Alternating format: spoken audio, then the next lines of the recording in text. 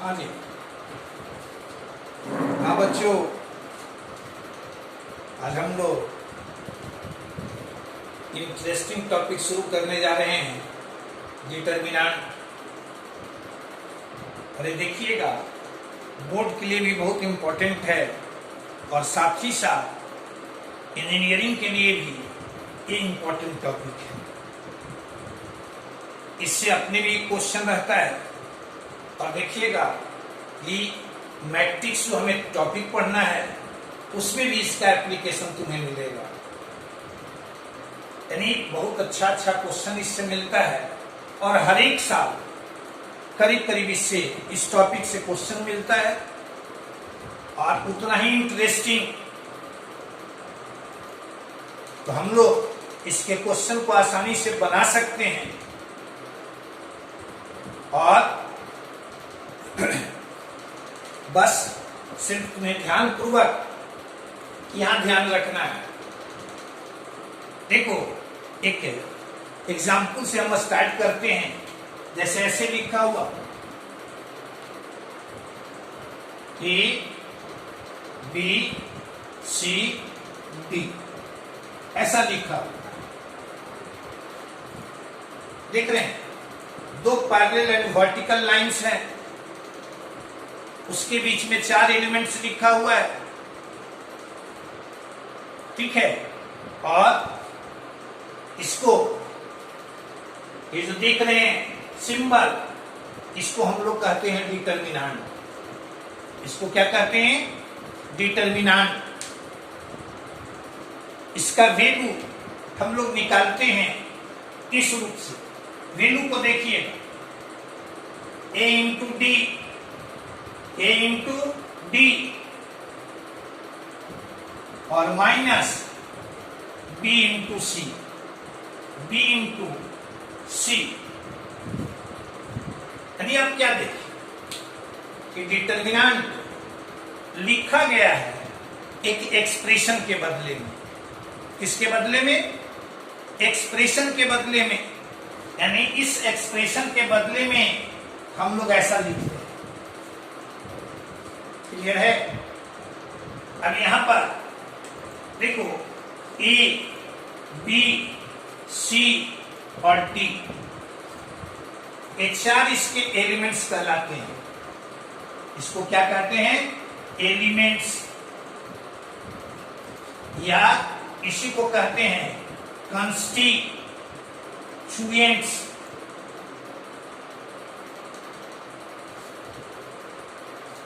Elements और constituents, ये 4 इसके एलिमेंट्स हैं। ये जो लाइन आप देख रहे हैं, यानी जो हॉरिजेंटल लाइन है, हॉरिजेंटल लाइन को हम लोग कहते हैं रो। यानी ये तुम्हारा रो है, यह तुम्हारा रो है। जो वर्टिकल लाइन है, वर्टिकल लाइन को हम लोग, वर्टिकल लाइन तुम्हारा यह, यानी ये तुम्हारा वर्टिकल लाइन है, वर्टिकल लाइन है, इसे हम लोग कहते हैं कॉलम।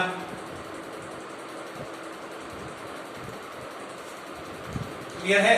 रो को हम लोग डिनोट करते हैं कैपिटल R से और कॉलम को डिनोट करते हैं हम लोग C से।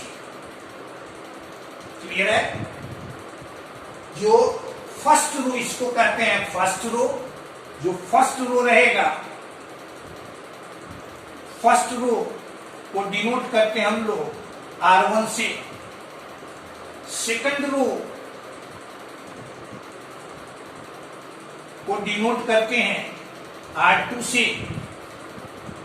इसी तरह से फर्स्ट कॉलम को डिनोट करेंगे C1 से।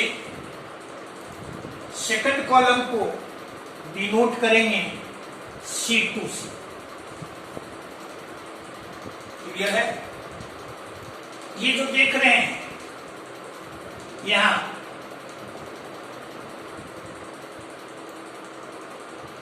ये तुम्हारा डायगोनल्स है, ये तुम्हारा डायगोनल्स है। इसको हम लोग कहते हैं प्राइमरी डायगोनल। इसको क्या कहेंगे? प्राइमरी डायगोनल या प्रिंसिपल डायगोनल, प्राइमरी और प्रिंसिपल डायगोनल। इसको हम लोग कहते हैं सेकेंडरी डायगोनल। डायगोनल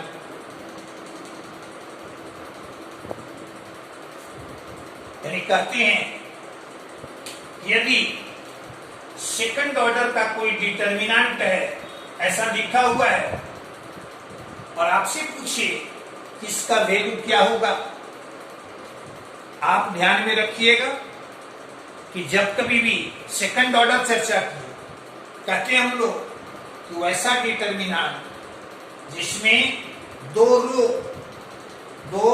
रो और दो कॉलम, उसको हम लोग कहते हैं determinant of second order. Determinant of second order. आपसे कहे कि सेकंड ऑर्डर का डिटर्मिनेंट का मान निकालना हो तो प्राइमरी डायगोनल के एलिमेंट्स के प्रोडक्ट में से सेकेंडरी डायगोनल के एलिमेंट्स के प्रोडक्ट को सब्ट्रैक्ट कर दें। प्राइमरी डायगोनल के एलिमेंट्स के प्रोडक्ट को में से सेकेंडरी डायगोनल के एलिमेंट्स के प्रोडक्ट को हम लोग सब्ट्रैक्ट कर देंगे। यानी इसका मान पूछेगा तो ये हम कहेंगे कि ये 2 into 5 minus 3 into 4, यानी finally this is your -2। Clear है?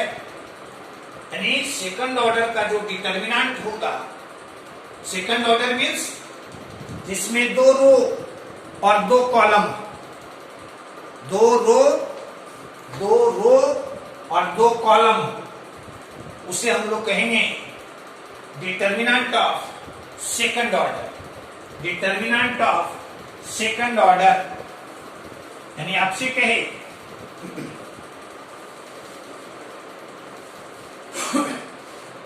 डिटर्मिनेंट ऑफ सेकंड ऑर्डर, इसको डिफाइन क्या करेंगे? इफ 1 2 3 4 एलिमेंट्स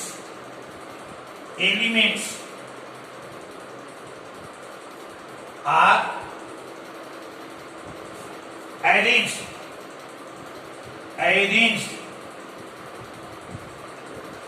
यानी 4 एलिमेंट्स अरेंज हो तुम्हारा as the vertices of a square in the form of two rows and two columns,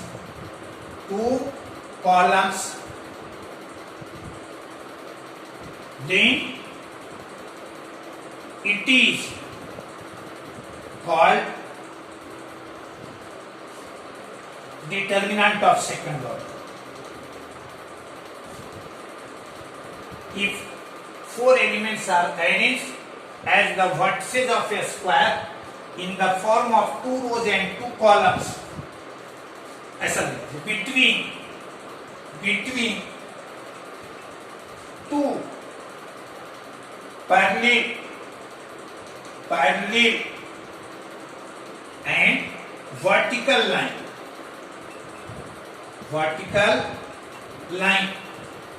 यानी 4 elements तुम्हारा किसी स्क्वायर के चारों वर्टिसेस के रूप में हो और किस तरह से 2 रो और 2 कॉलम्स के रूप में between 2 parallel and vertical lines, then it is called determinant of second order. Clear है? generally it is denoted by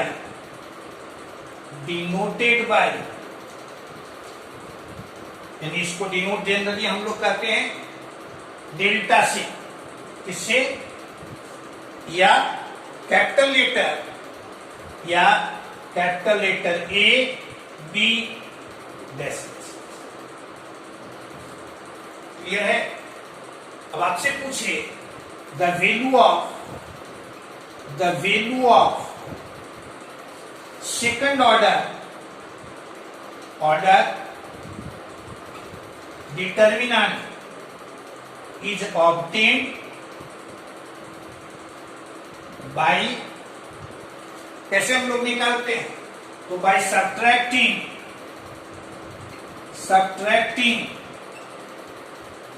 the product of the elements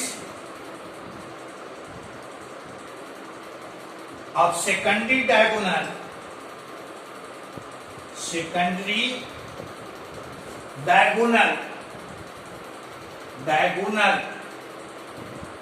from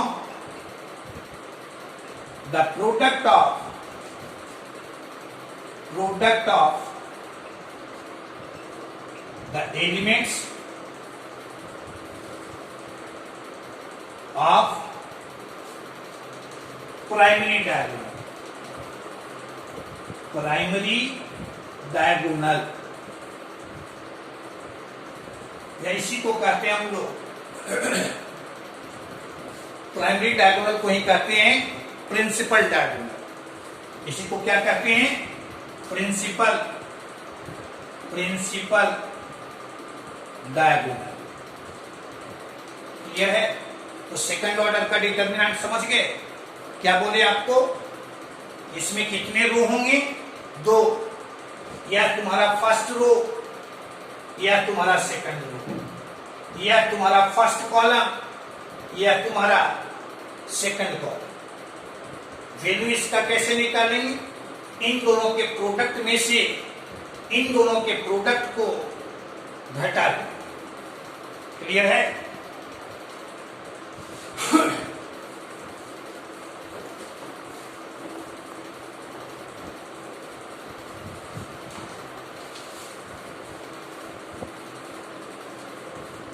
कहते हैं हम लोग, देखो तो एक डिटरमिनेंट लिखे डेल्टा ऐसा A1 B1 C1 A2 B2 C2 A3 B3 C3 ऐसा लिखे। क्लियर है? इसमें कितने एलिमेंट्स हैं? 9। पूछे कि रो कितने हैं? तो 3, फर्स्ट रो, सेकंड रो और ये थर्ड रो। कॉलम्स कितने हैं? 3, first column, second column, third column. यानी ये तुम्हारा डिटरमिनेंट ऑफ थर्ड ऑर्डर है। कितने ऑर्डर का है? थर्ड ऑर्डर का है। क्लियर है? कहते हैं हम लोग नोटेशन फॉर एलिमेंट्स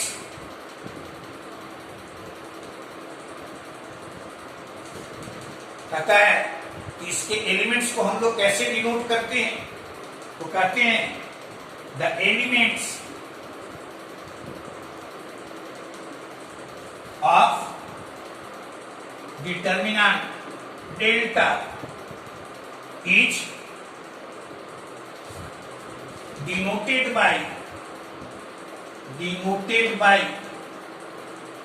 इसके एलिमेंट्स को डिनोट करते हैं हम लोग इससे डेल्टा IJ, डेल्टा लिखे इसके लोअर सफिक्स में IJ लिख दिए। वेयर I डिनोट करता है नंबर ऑफ रो को और ये डिनोट करता है नंबर ऑफ कॉलम।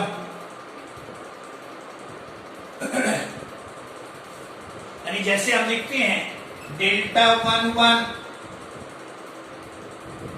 यानी ये तुम्हारा डेल्टा डिटर्मिनेंट है। इसमें डेल्टा 1 1 का मतलब हुआ इस डिटर्मिनेंट का वैसा एलिमेंट जिसका रो नंबर 1 हो, आई का मान 1 है, जे का मान भी 1 है, यानी रो नंबर 1 यानी इसमें हो और कॉलम नंबर 1 यानी इसमें हो। अब आप सोच सकते हैं कि वो एलिमेंट जो दोनों में हो वो कौन एलिमेंट है, जो फर्स्ट रो में भी हो और फर्स्ट कॉलम में भी हो, यानी दिस इज योर A1। यह कौन है? A1। डेल्टा 1 2 का मतलब हुआ कि डिटर्मिनेंट डेल्टा का वैसा एलिमेंट जिसका रो नंबर 1 हो और कॉलम नंबर 2 हो। रो नंबर 1 यानी इसमें हो और कॉलम नंबर 2 यानी इसमें हो, तो वो एलिमेंट तुम्हारा होगा B1। क्लियर है? आपसे हम कहें डेल्टा 2 3, डेल्टा 2 3 यानी वैसा एलिमेंट जिसका रो नंबर 2 हो और कॉलम नंबर 3 हो, यानी this is your C2। C2 का देख लीजिए, रो नंबर है 2 और कॉलम नंबर है 3। यदि आप लिखते हैं डेल्टा 3 2, यानी इसका मतलब हुआ कि वैसा एलिमेंट जिसका देख रहे हो रो नंबर 3 और कॉलम नंबर 2, यानी this is your B3। Clear है? यानी इसके एलिमेंट्स को डिनोट करने में भी आपको कोई परेशानी नहीं। आगे बढ़िए, देखिए ये तुम्हारा थर्ड ऑर्डर का डिटर्मिनेंट है। कितने ऑर्डर का डिटर्मिनेंट है? थर्ड ऑर्डर का। अब देखिए सेकंड ऑर्डर के डिटर्मिनेंट का मान निकालने के लिए सीखिए। अब आप देखिए कि थर्ड ऑर्डर के डिटर्मिनेंट का मान हम कैसे निकालते हैं। क्लियर है? तो यहां कहते हैं इसका मान, अब इसको यदि हम एक्सपेंड करते हैं, एक्सपेंडिंग बाई फर्स्ट रो यानी R1, यानी कैसे एक्सपेंड किए हैं? तो फर्स्ट रो से, अब सीखिए इसको, यानी डेल्टा इजिकल टू हम लोग लिखेंगे। अब सीखिए यहां कैसे करते हैं। A1 इंटू, अब इसे आप बंद कर दीजिए और इसे आप बंद कर दीजिए, तो बच गया तुम्हारा यह, यानी बचा तुम्हारा determinant B2 C2 B3 C3, ऐसा बच गया। क्लियर है? कहे कि इसको लिए तो जिस रो और कॉलम में A1 लाई करता है उसको आप ऐसे ढक दीजिए। क्लियर है? यानी इसको ऐसे बंद कर दीजिए, जो बच गया उसे लिख दिए। A1 के पहले हम लोग साइन लिखे हैं प्लस, फिर माइनस B1 इंटू, यानी चिन्ह कैसे लिए उसको ध्यान रखिएगा। A1 के पहले प्लस, B1 के पहले माइनस। अब इसको बंद कर दीजिए और इसको बंद कर दीजिए, तो यह आ गया A2 C2 A3 C3। Clear है? Plus C1 into C1 into, तो यहां हम लोग लिख दिए, देखो तो C1 यानी इसको बंद कर दिए, इसको बंद कर दिए, तो यह A2 B2 और A3 B3। कोई परेशानी नहीं। अब इसको हम लोग लिखते हैं A1 इंटू, देखो तो सेकंड ऑर्डर का determinant B2 C3 minus B3 C2 minus B1 into A2 C3 minus A3 C2 plus C1 यानी A2 B3 minus A3 B2। Clear है? यानी ये जो एक्सपेंशन हम किए हैं वो फर्स्ट रो से किए हैं। किससे किए हैं? फर्स्ट रो से किए हैं। फर्स्ट रो यानी इससे। अब इसमें ये आपको ध्यान रखना है कि यहां चिन्ह लिए पॉजिटिव, यहां निगेटिव और यहां पॉजिटिव। अब कहिएगा कि ये चिन्ह किससे, नियम से लेते हैं, तो थर्ड ऑर्डर वाले में तो सीधे आप याद रखिएगा कि यहां प्लस से स्टार्ट करेंगे, प्लस माइनस प्लस फिर माइनस, यहां प्लस यहां माइनस। थर्ड ऑर्डर वाले में सिर्फ ध्यान में रखिए, अधिकांश क्वेश्चन तुम्हें थर्ड ऑर्डर का ही मिलेगा, इसलिए इसमें ध्यान रखिए। ऐसे इस क्वेश्चन के बाद हम लिखा देंगे कि वो चिन्ह हम लोग कहां प्लस लेंगे कहां माइनस लेंगे, उसका नियम क्या है। क्लियर है? अब यहां से लिख दिया ऐसे, यही मान लीजिए कोई एक्सपेंड इसको करता है, एक्सपेंडिंग बाई C1 यानी फर्स्ट कॉलम से एक्सपेंड करता है, तो यहां लिख दिए यानी इससे एक्सपेंड करता है, तो A1 इसका चिन्ह है पॉजिटिव, तो लिख दिए A1 इंटू, देखना इसको बंद कर दिए, इसको बंद कर दिए, तो यह B2 C2 B3 C3। अब यहां प्लस लिए हैं, यहां माइनस, तो माइनस A2 इंटू, इसको बंद कर दिए, इसको बंद कर दिए, तो B1 C1 और B3 C3 plus A3 into, यानी इसको बंद कर दिए, इसको बंद कर दिए, तो B1 C1 B2 C2। Clear है? क्या कहें, यहां स्टार्ट करना है प्लस चिन्ह, यहां माइनस, यहां तुम्हारा फिर प्लस। अब ये लिख देंगे A1 into B2 C3 minus B3 C2 minus A2 B1 C3 minus B3 C1 plus A3 into B1 C2 minus B2 C1। Clear है? अब ये मान जो हम लिखे, गौर से देखिएगा, यह इसी के बराबर में है, यानी यह भी तुम्हारा डेल्टा। यानी इससे क्या सीखे, कहे द वैल्यू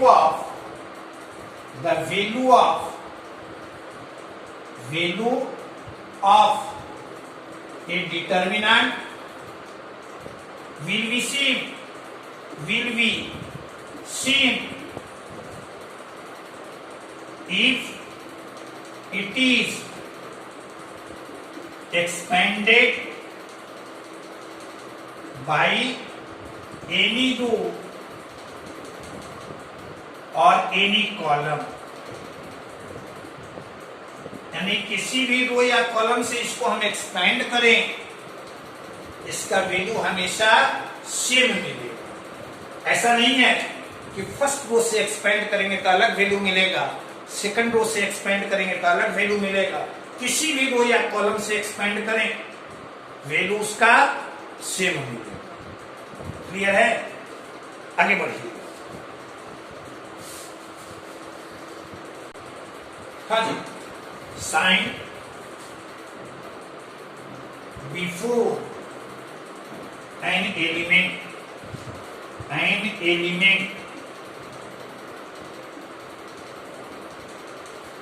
यानी जो हम बोले कहाँ पॉजिटिव लेंगे कहाँ नेगेटिव लेंगे तो उसके बारे में कहते हैं साइन बिफोर एन एलिमेंट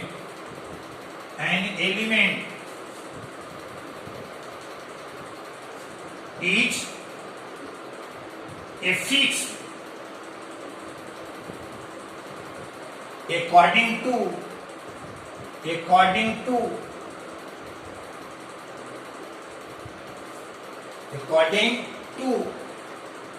-1 पर power I plus j,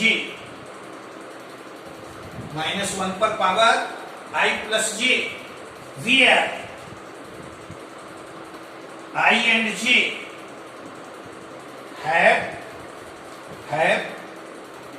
usual meaning का मतलब समझे ना। आई तुम्हारा नंबर ऑफ रो है, जे तुम्हारा नंबर ऑफ कॉलम है। जैसे आपसे कोई पूछे कि इसका चिन्ह क्या होगा, यानी इसके पहले क्या चिन्ह लगेगा, तो B2 का रो नंबर कितना, तो रो नंबर 2, कॉलम नंबर कितना 2, तो यहां -1 का पावर 2 plus 2 यानी -1 का power even, that is positive, यानी कैसा पॉजिटिव। अब यहां से देखेंगे हम लोग ये पॉजिटिव मिला, देखो तो जैसे ऐसे भी आपको बताए यहां पॉजिटिव, यहां निगेटिव, फिर यहां पॉजिटिव। क्लियर है।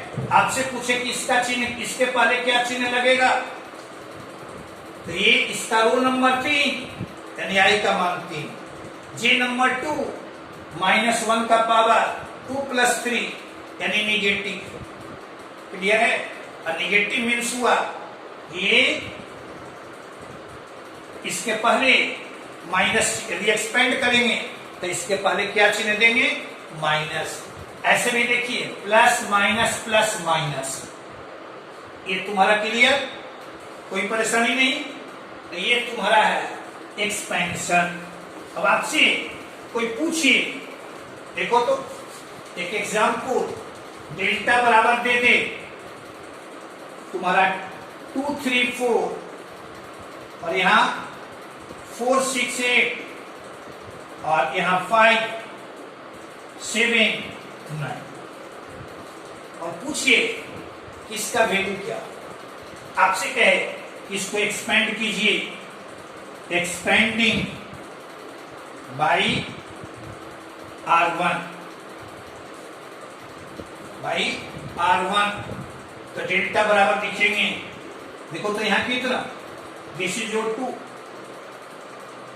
क्लियर है। और इसको बंद कर दिए, इसको बंद कर दिए, तो ये बच गया।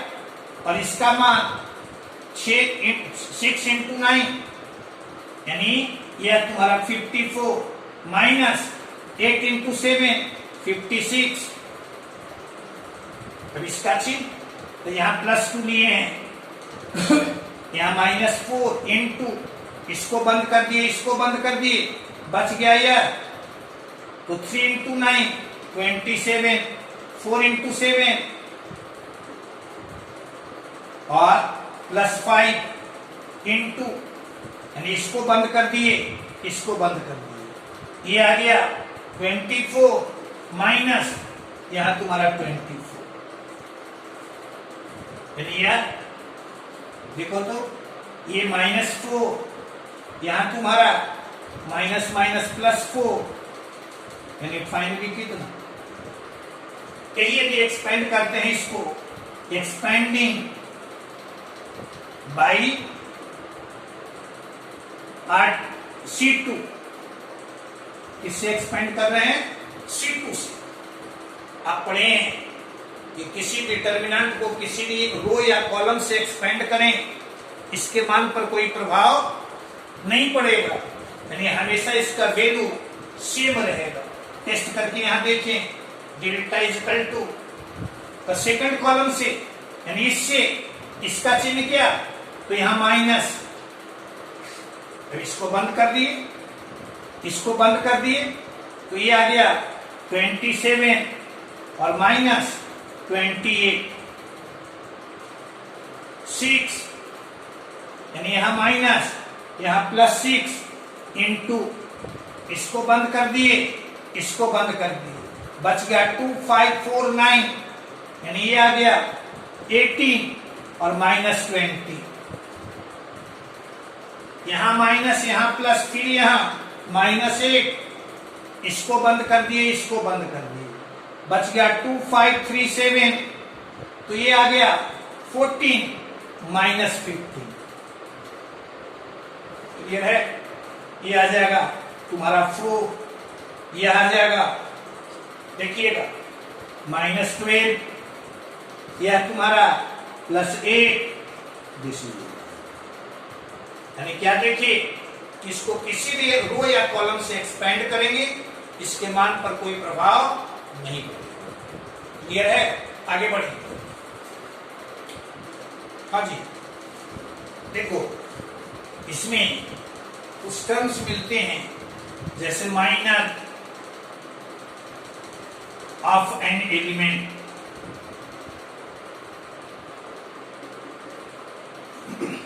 किसी एलिमेंट का माइनर, तो हम लोग कहते हैं इट इज ए डिटर्मिनेंट, यह भी क्या है? एक डिटर्मिनेंट है, obtained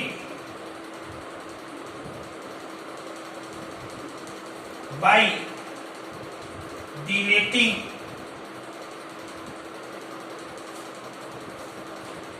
the row and column from original determinant in which it belongs,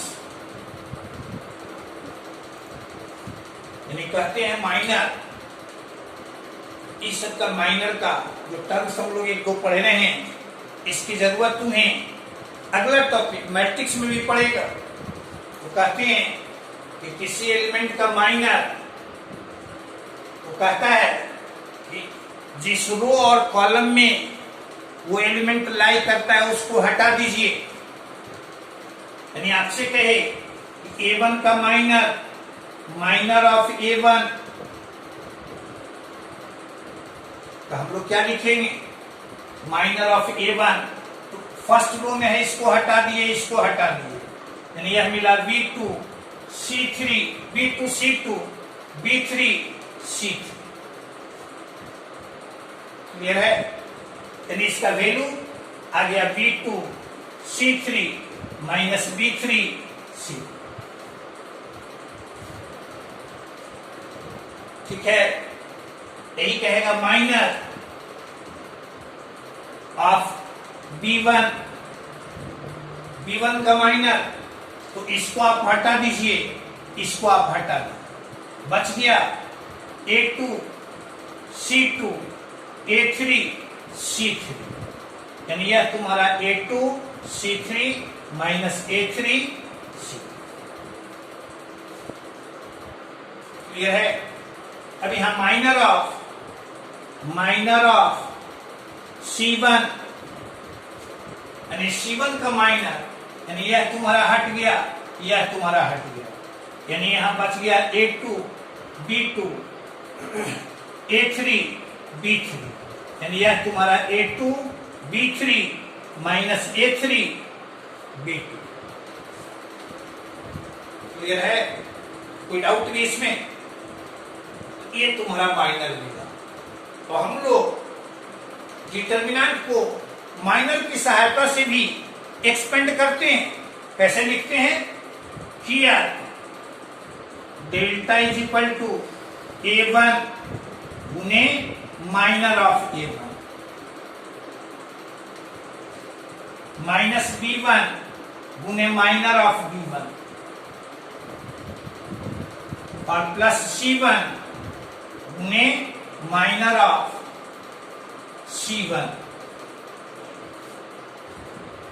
यानी डिटर्मिनेंट का वैल्यू हम लोग माइनर की सहायता से भी निकालते हैं। क्लियर है? कोई परेशानी नहीं? ये तुम्हारा हुआ माइनर। आगे बढ़िए। हाँ जी, cofactor of an element, cofactor of an element, ये तो तुम्हारा अगले टॉपिक के लिए वेरी वेरी इंपॉर्टेंट। इसको आप सीखिएगा, माइनर निकालने के लिए आप सीखिए। तो कहते हैं हम लोग कि यदि किसी एलिमेंट के माइनर को उसके प्रॉपर साइन के साथ लिख दें, प्रॉपर साइन समझे, जैसे A1 का साइन तो आप पढ़े हैं पॉजिटिव, B1 का साइन निगेटिव, तो B1 का यदि कोफैक्टर निकालना है तो उसका माइनर निकालिए, साइन उसका है निगेटिव तो उसके पहले माइनस लगा दीजिए। क्लियर है? ऐसे हम लोग कहें कोफैक्टर ऑफ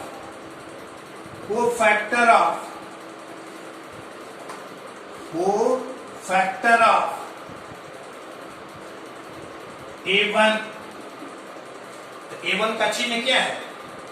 पॉजिटिव, यानी यहां लिख देंगे B2 C2 B3 C3, value इसका निकाल सकते हो।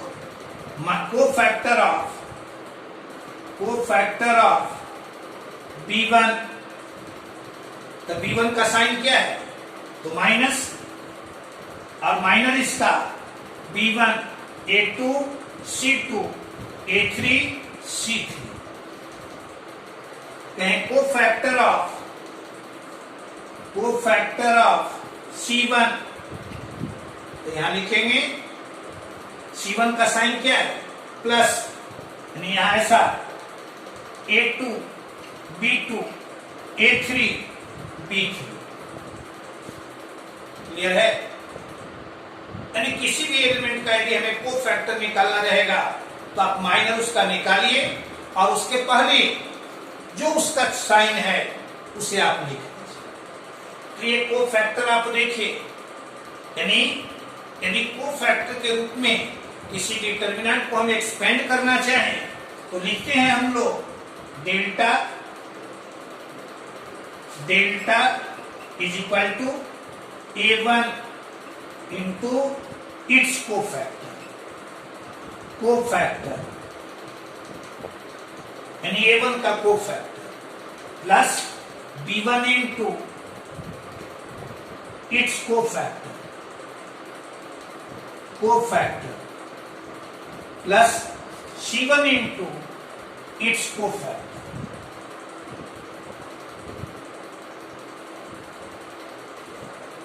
क्लियर है?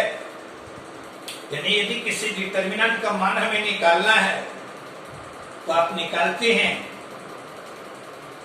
उसको एक्सपेंड करके भी, किसी रो या किसी कॉलम से एक्सपेंड कर दीजिए, या माइनर के रूप में भी आप निकाल सकते हैं, या कोफैक्टर के रूप में भी निकाल सकते हैं। लेकिन एक चीज ध्यान में रखिए, डिटर्मिनेंट का जब सीधे सीधे क्वेश्चन मिलेगा तो इसमें हम लोग किसी का भी प्रयोग नहीं करते। देखिएगा सवाल कैसे बनाएंगे, तो इसके कुछ प्रॉपर्टीज होते हैं, यानी डिटर्मिनेंट के कुछ प्रॉपर्टीज हैं, उसी प्रॉपर्टीज के आधार पर हम लोग इसको निकालते हैं। क्लियर है? आगे बढ़िए। हाँ जी, देखो तो प्रॉपर्टीज ऑफ ए डिटर्मिनेंट, इसको एकदम रट के मीन्स ऐसे याद रखना है कि जहां हमें जरूरत पड़े आसानी से उसका प्रयोग कर दें। क्लियर है? देखो तो इसे फर्स्ट प्रॉपर्टी क्या कहता है? कहता है यदि किसी डिटर्मिनेंट के किसी रो या किसी कॉलम, बहुत अधिक प्रयोग इसका करते हैं हम लोग, किसी रो या किसी कॉलम का प्रत्येक एलिमेंट यदि 0 हो, यानी ऐसा लिखा हुआ हो